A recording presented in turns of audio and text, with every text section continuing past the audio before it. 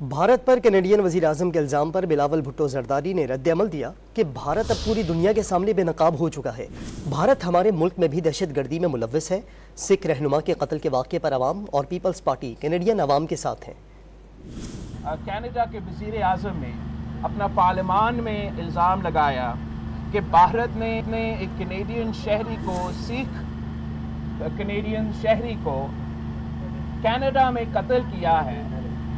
یہ بہت بڑا الزام ہے اور میرا خیال میں دنیا کے سامنے اب بھارت جو ہے وہ ایکسپوز ہو چکا ہے۔